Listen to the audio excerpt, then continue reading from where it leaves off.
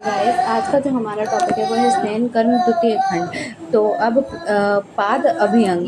पैरों में अभियंग करने से इसका कुर्दता, स्तब्धता, रुक्षता, श्रम तथा पैरों में शून्यता हो, ये सभी विकार शीघ्र ही शांत हो जाते हैं। पदे अभियंग में जैसे उनमें सुकुमारता, बल की वृद्धि, स्थिरता, दृष्टि प्रसादन तथा वात का शमन होना। इन्हें पैरों के होने वाले ग्रदसी आदि वातज रोग नहीं होते। पैरों की त्वचा नहीं फटती तथा पैरों के सराय एवं स्नायु मंडल के संकोच नहीं होते। पैरों में अभियंग करने से सुखपूर्वक निद्रा आती है, शरीर की सुख की प्राप्ति होती है, नेत्रों की दृष्टि बढ़ती है, पैरों की थकावट तथा शून्यता का नाश होता है, पैरों की त्वचा कोमल होती है, अतः पदाभियंग सदा हितकारी होता है।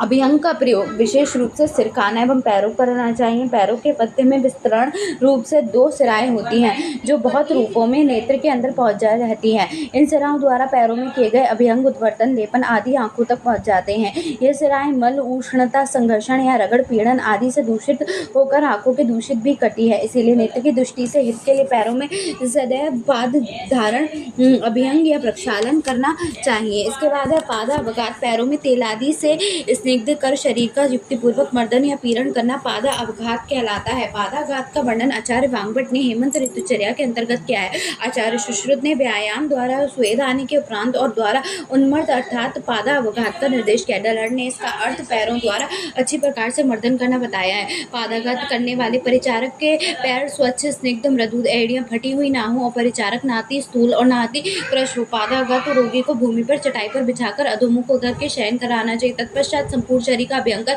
परिचारक अपने पैरों से शरीर का मर्दन कर चक्रिका लगाकर एक रस्सी बांध देना चाहिए, जिससे कि पकड़कर रोगी के शरीर पर सुखपूर्वक मर्दन किया जा सके। मर्दन और उन्मर्दन में डिफरेंस क्या होता है? संपूर्ण शरीर में स्नेह का अभियंग कर अथवा बिना स्नेह अभियंग के अल्प बल युक्त सुखपूर्वक मलना अथवा हस्ततल या पादतल से सुखपूर्वक दबा दबाकर घर्षण करना या मलना, जिससे शरीर को अधिक कष्ट न हो तथा सुख का अनुभव हो, मर्दन करना कहलाता है। मर्दन का प्रयोग व्यायाम कराने के बाद तथा अभियंग के उपरांत होना चाहिए। इसी प्रकार स्वेदन कराने के बाद शनि शनि मर्दन का निर्देश दिया गया है। हस्ततल से सुखपूर्वक दबा दबाकर घर्षण करना या मलना उन्मर्द कहलाता है।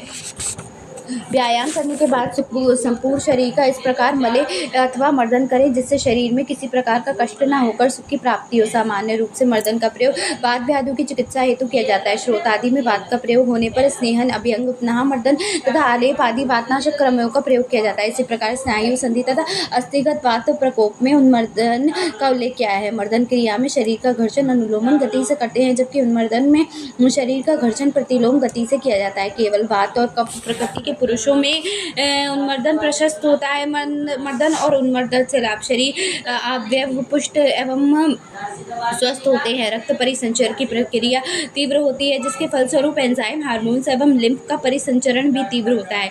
रक्त परिसंचरण बढ़ने से शरीर को कोशिकाओं के पर्याप्त ऑक्सीजन प्राप्त होता है तथा शरीर में ऊष्मा की वृद्धि होकर चय उपचय प्रक्रिया की वृद्धि होती है। अस्थि, संधि, पेशी, स्नायु, कंडराओं की क्रियाशीलता बढ़ती है। इसके बाद शरीर में मूल स्तंभ, स्तब्धता एवं जड़ता का नाश होता है। शरीर की शीतलता, बलि, झुर्रियाँ तथा बाध्यता का नाश होता है। नेक्स्ट है कि संवाहन क्या होता है? संवाहन क्या होता है? पाद आदि संपूर्ण शरीर प्रदेश पर हस्तपाल द्वारा सुखपूर्वक स्पर्श करते हुए धीरे धीरे गति करने वाला अथवा बल का प्रयोग किए बिना सुखपूर्वक शरीर को मलना या उन्मर्दन संवाहन कर लाता है। संवाहन करने हेतु तेल का प्रयोग करना आवश्यक नहीं है। यदि स्नेह का प्रयोग कर संवाहन किया जाता है तब वह स्नेह संवाहन कहलाता है। संवाहन का प्रयोग दिनचर्या के अतिरिक्त अभियंग, तेल मर्दन के बाद किया जाता है। संवाहन प्रीति, उत्पादन, निर्दा, नाश, वृक्ष एवं कफ वात नाशक संवाहन मांस, रक्त एवं त्वचा का प्रसादन करता है, सुख प्रदान करने वाला होता है। निद्रा, वेग, विधारण, जन उपद्रव यथा जृंभा, अंगमर्द, तंद्रा, शिरोरोग एवं अक्षी गौरव में संवाहन करने का निर्देश दिया गया है। इसके अतिरिक्त सुश्रुत ने वातरक चिकित्सा में मृदु संवाहन का प्रयोग बताया। उद्वर्तन, उद्घर्षण एवं उत्सादन। उद्वर्तन,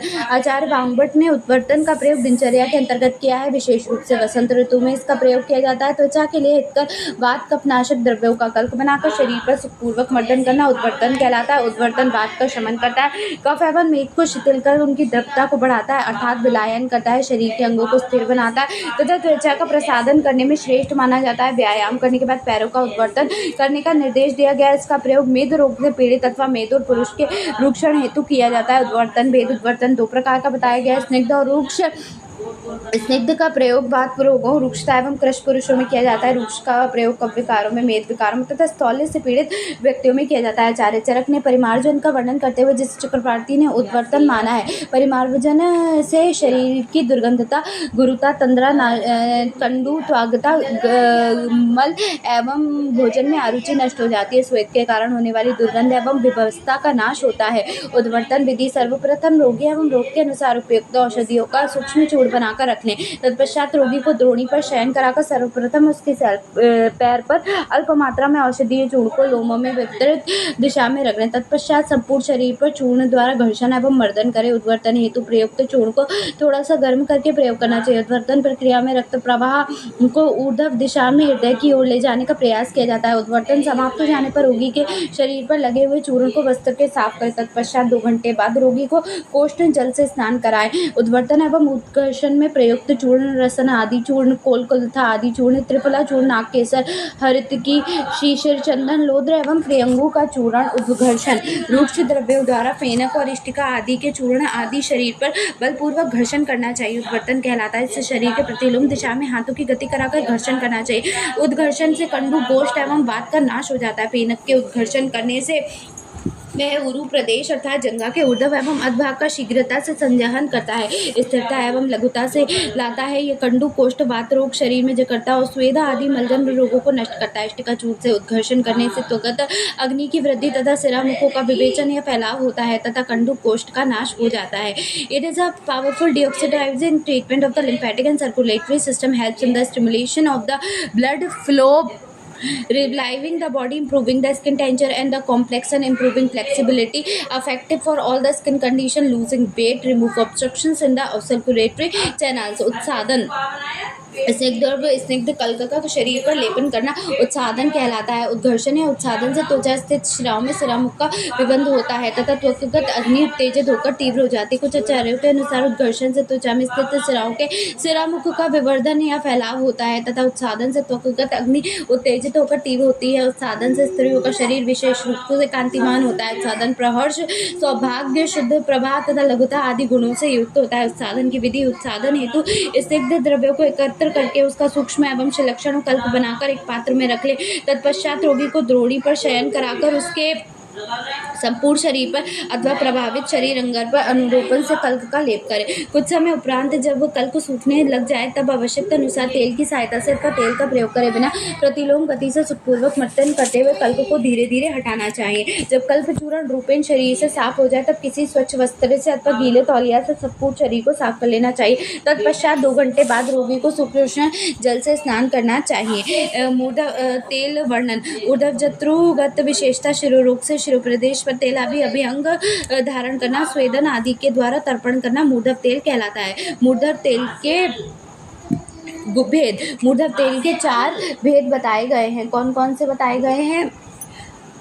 अभियंग, परिषेक, पीछू तथा बस्तीन के उपरोक्त अधिक गुण समझना चाहिए। शिरोभियंग सिर में स्त्रिक से आर्द्र रखने के शिरशूल नहीं होते। नित्य शिरोभियंग से न खालित्य होता है और न ही पालित्य, और बाल में भी नहीं गिरते। केशों के मूल मजबूत होते तथा केशों में मृदुता आती है। बाल लंबे, घने, स्निग्ध और काले होते। शिरोभियंग से सिर एवं कपाल प्रदेश बलवान होते हैं तथा विशेष रूप से उनका अभिवर्धन होता है। इससे सुखपूर्वक निद्रा का लाभ होता है। सिर पर तेल का अभियंग करने से सिर में होने वाले सभी रोगों का नाश होता है। सिर की तृप्ति तथा मुख की त्वचा सुंदर होती है। सभी इंद्रियों का साधन होता है तथा इंद्रियों का संतर्पण अथवा अर्थात शक्ति युक्त होना तथा शून्य सिर का पुनः पूरण होता है। शिरो अभियंग का प्रयोग रुक्षत, कंडू तथा मल आदि को करना चाहिए। अभियंग का प्रयोग विशेष रूप से सिर, कान एवं पैरों का करना चाहिए। सिर पर तेल लगाना केशों के लिए हितकर, कपालस्थि तथा इंद्रियों का तर्पण करने वाला होता है।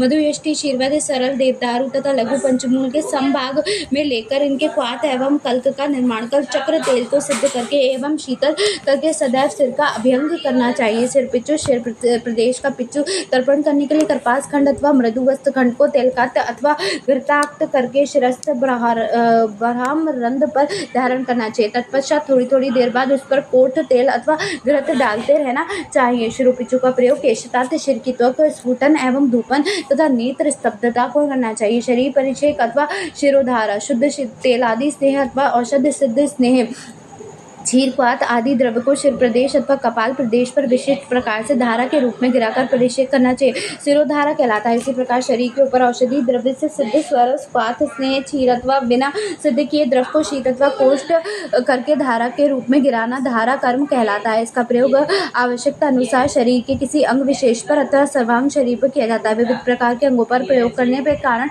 इन्हें अलग अलग नामों से जाना जाता है, शिरोधारा, कटिधारा, जानु धारा, स्कंद धारा, सर्वांग धारा आदि। इसी प्रकार विविध प्रकार के द्रव्यों का प्रयोग करने के कारण इसको अलग अलग नामों से जाना जाता है, कषाय धारा, स्नेह धारा, क्षीर धारा, तक्र धारा, जल धारा आदि।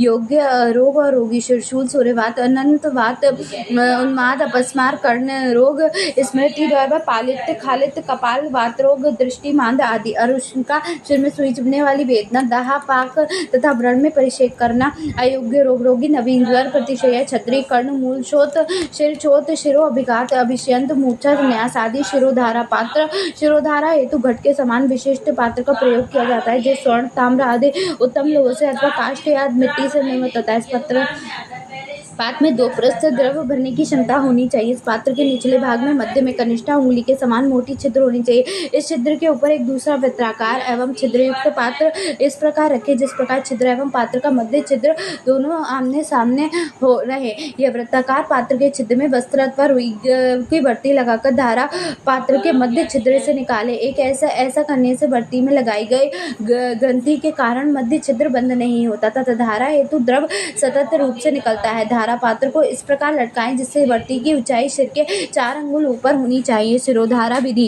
शिरोधारा पात्र, शिरोधारा हेतु घट के समान विशिष्ट पात्र का प्रयोग किया जाता है, जो स्वर्ण, ताम्र आदि उत्तम लोह से अथवा काष्ठ या मिट्टी से निर्मित होता है। इस पात्र में 2 प्रस्थ द्रव भरने की क्षमता होनी चाहिए। इस पात्र के निचले भाग में मध्य में कनिष्ठा अंगुली के समान मोटी छिद्र होती है। इस छिद्र के ऊपर एक दूसरा वृत्ताकार एवं छिद्रयुक्त पात्र इस प्रकार रखे जिससे छिद्र एक पात्र का मध्य छिद्र आमने सामने रहे। इस वृत्ताकार पात्र के छिद्र में वस्त्र अथवा रुई की बर्ती लगाकर धारा पात्र में मध्य में छिद्र से निकालें। ऐसा करने से बर्ती में बनाई गई ग्रंथि के कारण मध्य छिद्र बंद नहीं होता तथा धारा हेतु द्रव सतत रूप से निकलता रहता है। धारा पात्र में इस प्रकार लटकाएं जिससे बर्ती की ऊंचाई सिर से धारा पात्र को इस प्रकार लटकाएं जिससे बर्ती की ऊंचाई सिर से 4 अंगुल ऊपर होनी चाहिए। शिरोधारा विधि। शिरोधारा योग्य रोगी का सम्यक रूप से परीक्षण कर उसे शिरोधारा द्रोणी पर शयन कराएं। रोगी का सिर धारा पात्र के ठीक नीचे रखें, इससे कि द्रोणी को विशेष रूप से बनाया जाता है। रोगी के नेत्रों को रुई अथवा मृदु वस्त्र से ढककर शिथिल बंधन बांध देना चाहिए अथवा इसके मस्तक पर वस्त्र की पट्टी को रस्सी जैसा बनाकर मृदु बंधन करे, जिससे कि शिरोधारा में प्रयुक्त औषधि आंखों में न जाने पाए। धारा पात्र में रोगानुसार औषधि द्रव्य भरे, जो नाति उष्ण नाति शीत होना चाहिए, अपितु रोगी के सहन करने योग्य को उष्ण होना चाहिए। धारा पात्र के वर्ती से निकलती हुई धारा को संपूर्ण कपाल प्रदेश पर गिरना चाहिए। इसके लिए पात्र को पकड़कर विशिष्ट प्रकार के घूमना चाहिए। सिर से 4 अंगुल की ऊंचाई से द्रव की धारा सतत रूप से गिरते रहना चाहिए। प्रयुक्त किया हुआ द्रव द्रोणी के नीचे रखे पात्र में एकत्र रहना चाहिए। इस एकत्रित द्रव को पुनः कोष्ठ कर धारा पात्र में डालकर शिरोधारा करें। इस प्रकार 45 मिनट के 60 मिनट तक धारा गिरनी चाहिए। दुर्वास समाप्त हो जाने पर रोगी के सिर को उष्ण जल के भीगे वस्त्र से स्वच्छ कर निवात स्थान में विश्राम करें। तक्र धारा आतप शुष्क प्रसावा प्रस्थ 900 ग्राम बिना रहित आम्ल की चूर्ण के लिए जो 1 वर्ष से अधिक पुराना ना हुआ, इस चूर्ण को 18 कुंडव आधा 3.5 लीटर जल में डालकर क्वाथ बनाए। जब क्वाथ षडांग अर्थात 600 मिलीलीटर अवशिष्ट रह जाए तब उसे उतारकर ठंडा कर ले। पश्चात इस क्वाथ के बराबर अम्ल तक्र मिलाकर शिरोधारा करें।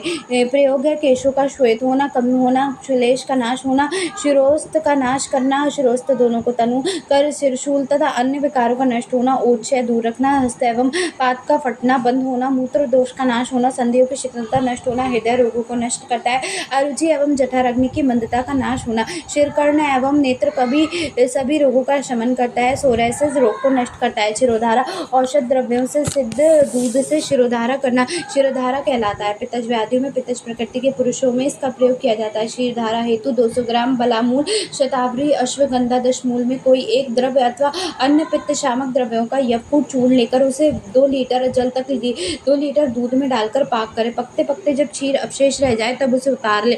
शीतल हो जाने पर शिरोधारा हेतु उसका प्रयोग करना चाहिए। प्रयोग है शिरोधारा निद्रानाश, अपस्मार, उन्माद, स्मृति और बलवण का क्षय आदि में हितकर होता है। तेल धारा शिरोधारा हेतु तेल का प्रयोग करना तेल धारा कहलाता है। दोष एवं रोग के अनुसार विविध प्रकार के तेल का प्रयोग किया जाता है। वातज विकारों में तिल तेल, पित्तज एवं रक्तज में धृत का प्रयोग।